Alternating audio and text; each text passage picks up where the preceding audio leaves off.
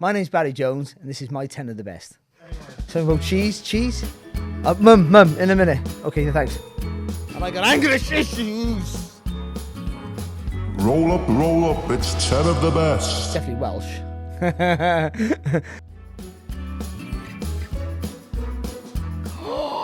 Marvin Hagler. Why? Because he is. Because he's the best middleweight that's ever lived, for a start. And I've never seen anyone jump into a jab like he does with so much accuracy, power, and precision. And the fact that he could switch as well, which also helped. But yeah, he got it right every time.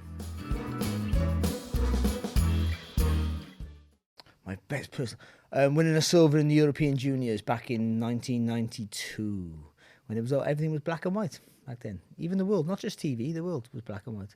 Yeah, that was the best week of my life. And yeah, and that's when you have to win something. You have to be good. It's not just who you're with or who you know. So that was probably the best week of my life. Best boxing venue, the Star Leisure Centre in Splot. No, it's got to be Madison Square Gardens. It's just something else. I never boxed there, unfortunately, because I wasn't good enough. But to be there, I was there for Joe Kazaki, Roy Jones, but for Khan versus Crawford was being ringside, and it was just immense. I guess it's Ali, but for me, my favourite was probably Naz, though I wasn't a fan of his. But you couldn't fault everything about him was just entertainment from start to finish. He was a bit unique, and because he was at the light weights, it was harder for him to draw in the crowd. I felt, but he did it. Well, he's definitely Welsh, so it's a difficult one, isn't it? So I think it's Jimmy Wilde or Joe Kazaki or Lennox Lewis, but let's say Lennox is Canadian, so. I would say Jimmy Wilde. Ooh, Pat McCormack. Am I joking? He's just turned professional, haven't he? No. I'm not sure, mate. I gotta be honest. I don't have a best 10 for that one.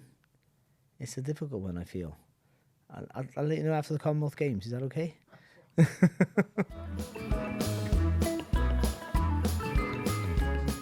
Oh, this is difficult, this prospect, because some prospects are 23-0, and some people who are not prospects are 9-0.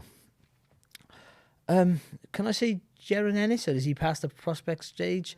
Virgil Ortiz Jr., is he past the prospect stage? Do you know what I mean? I don't know. Can I say Conor Benn and everyone go crazy at me and throw apples? No. Okay, Jared Anderson. Ooh, after Saturday. It's only because it's current, and I saw him Saturday, and he looked absolutely fantastic. Jared Anderson.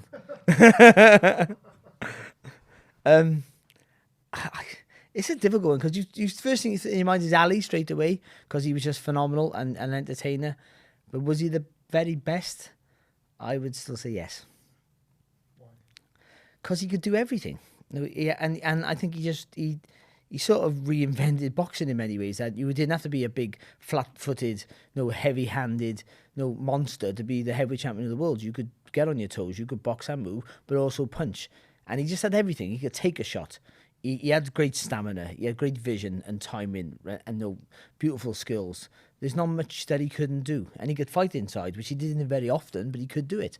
So, when you can tick all the boxes, you're pretty much the best. Belfast. Easily Belfast. People will say like Liverpool, even Cardiff gets a mention. You know what never gets a mention? London. And it's a great boxing city. And it never gets a mention. But for me, for what I know from my personal experience, Belfast is the greatest boxing city on the planet.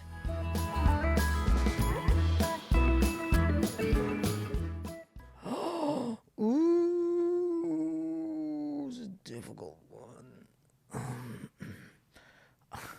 I'm in love with Joe Kazaki, but I can't say him.